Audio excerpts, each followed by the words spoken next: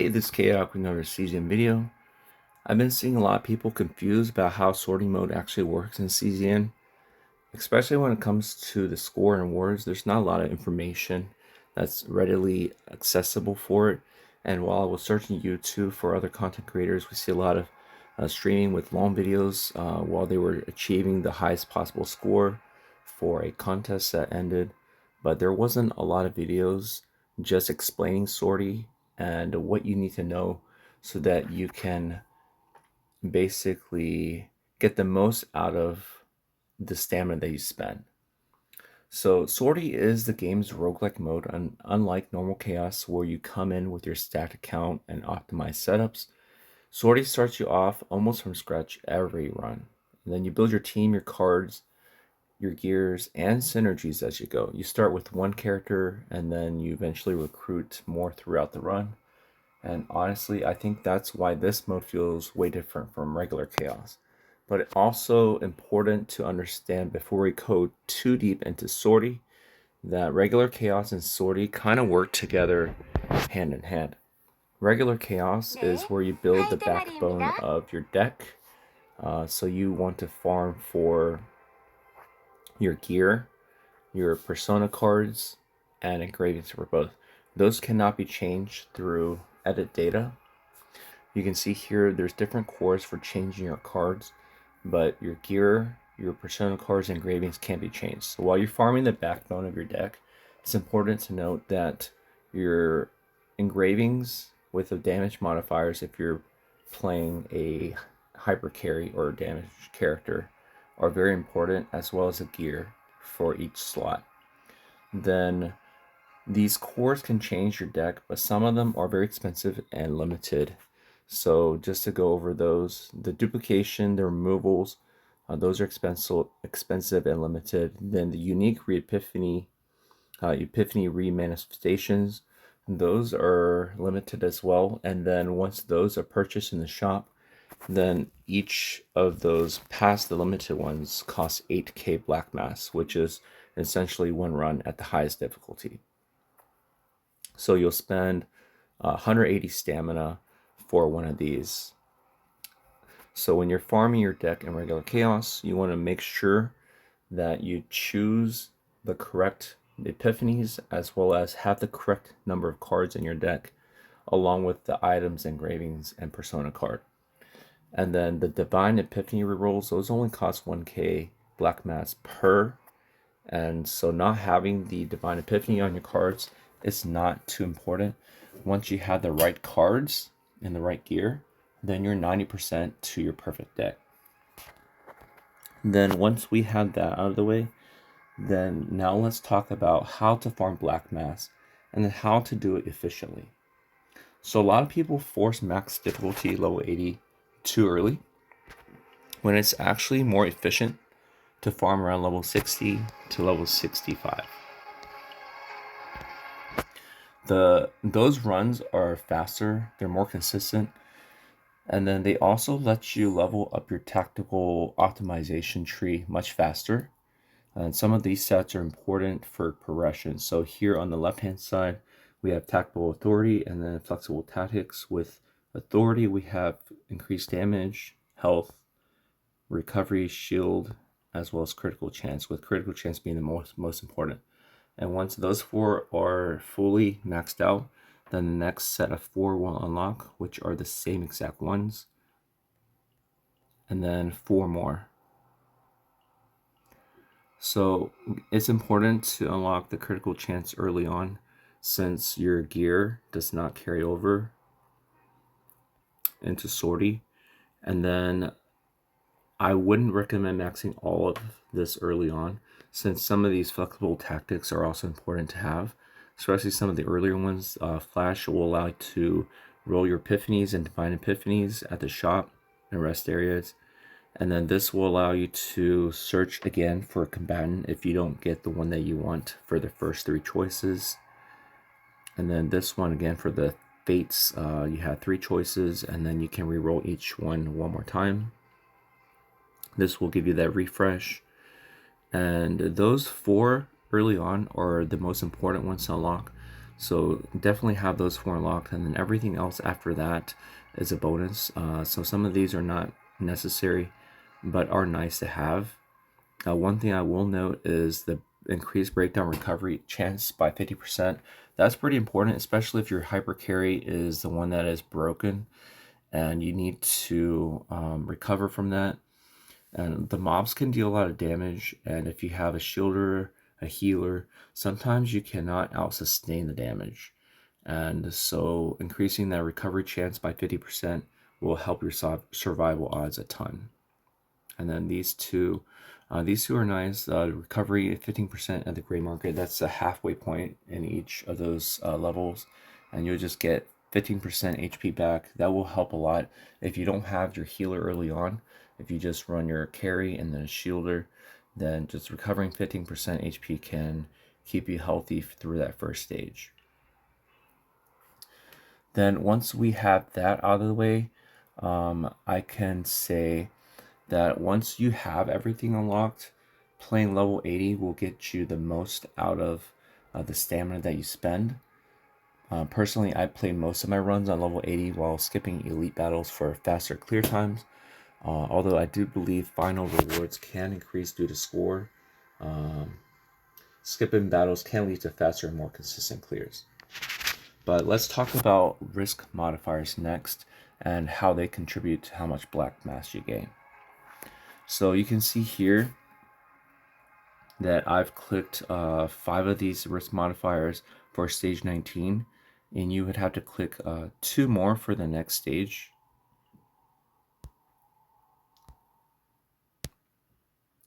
It jumps from stage 18 to stage 25, so there's no bonus at stage 22, and you would have to click 2 more of these risk modifiers for just 5% more black mass and tactical gain.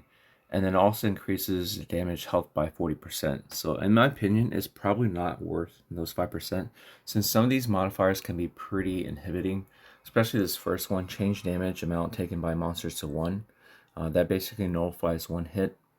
And that slows down your run a ton, especially if you consider how many battles you're going into. So I will leave that unchecked. Decreased turn draw by 1 is pretty difficult as well, especially since you only get 5 cards. Now that you only get 4 cards, that's already 20% of your initial turn, not including any of the fates.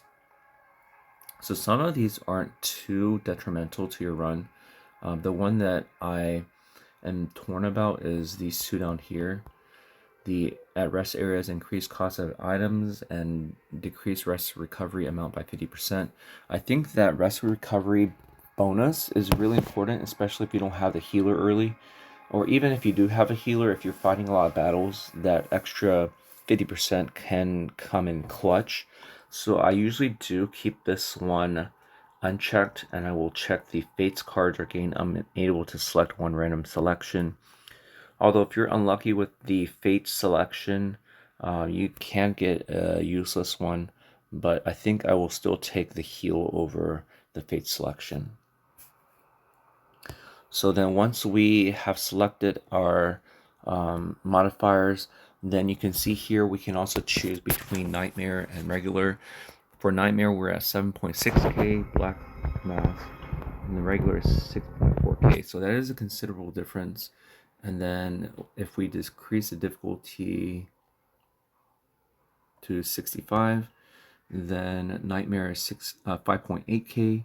So that's very close to level 80 regular.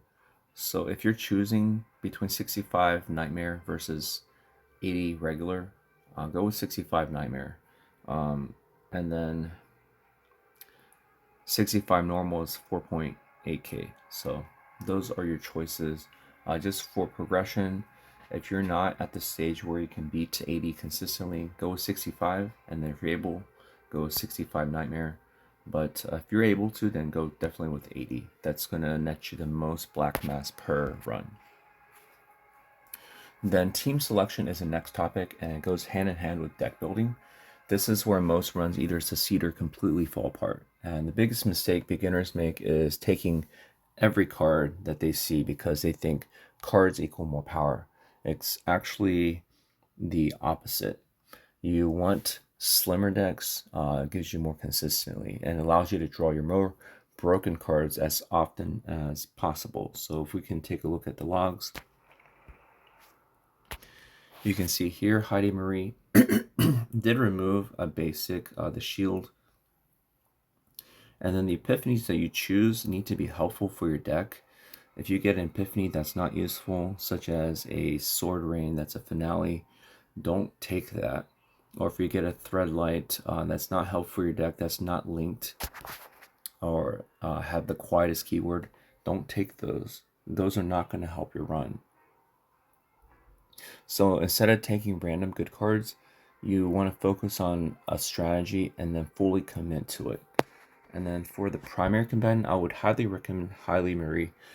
She's the strongest carry at the moment. She feels super safe in Sortie because she scales well. And then she has a flexible build path with multiple useful epiphanies. Not too many of her epiphanies are useless. And she can easily carry weaker teams pretty hard. And then once you enter Sortie, you can select one additional combatant.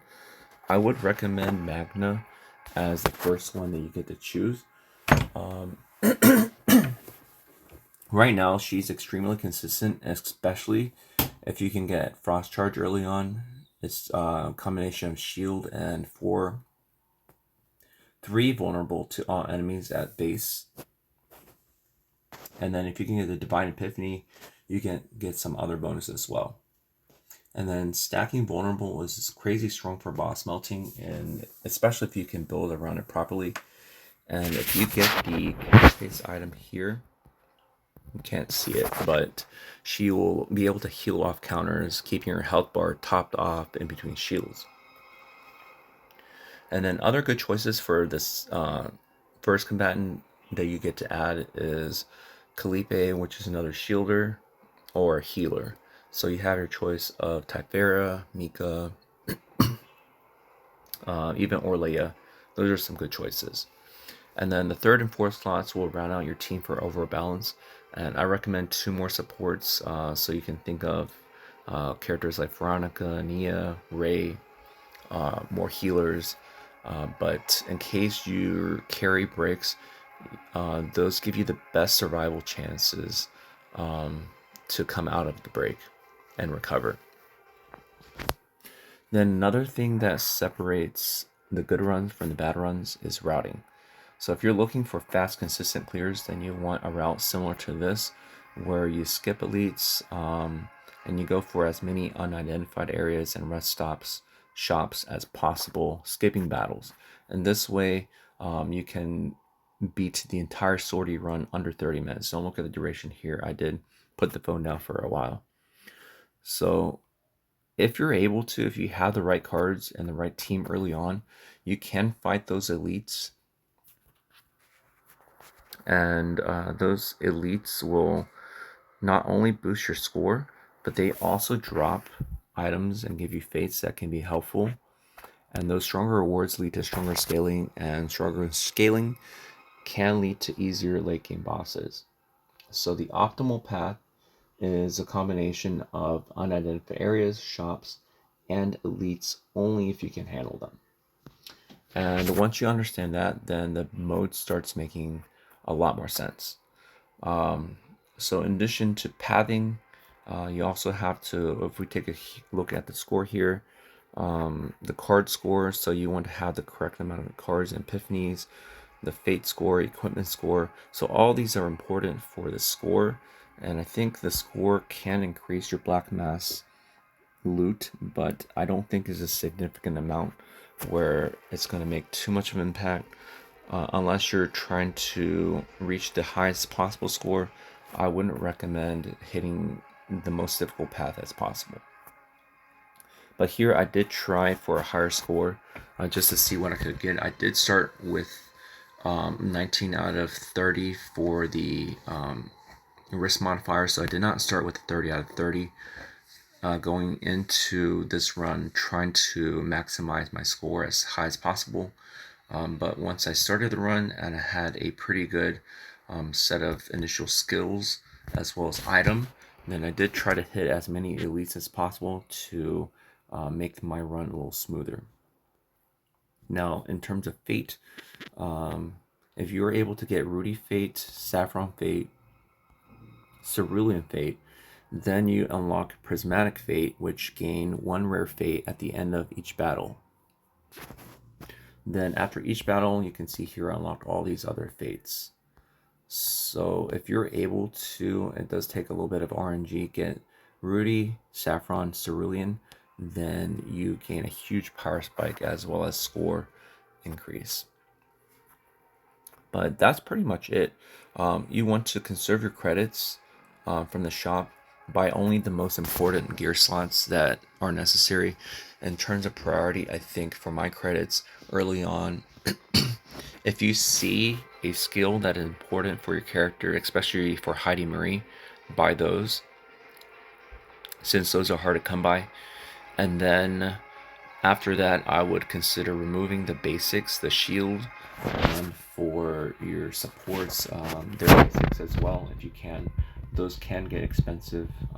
There are some unidentified areas that can remove 1, 2, or even up to 3 cards at a time. So if you're able to remove just 1 to 2 early on, that will help thin your deck out so you get your important cards early.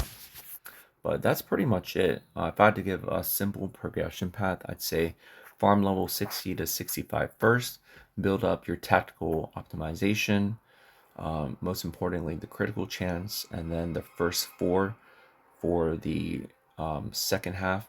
Then keep your decks thin. Once your progression is stronger, then you can start pushing hardcore mode, as well as level 80 runs. And then basically that's it. Once your synergies start clicking, then I think Sortie can become one of the most fun modes in the game, since it is the roguelike version of Chaos Zero Nightmare. It's definitely a new mode that's refreshing. Now, if you're playing this multiple times, hundreds of runs, then yes, it can get old. But what you're essentially trying to do is buy these cores from the shop. Each run, if you're getting 7 to 8,000, then you can buy quite a bit of these abyssal cores, and then through these cores you can optimize, customize your deck so that you can have the perfect deck without spending too much time and chaos farming for the exact perfect divine epiphanies for your decks. That's pretty much it. If this video was helpful, please give it a like. And if you have any characters that you're trying to farm for, and what decks you're trying to farm for the upcoming Great Rift, please leave a comment below. And as always, have a great day.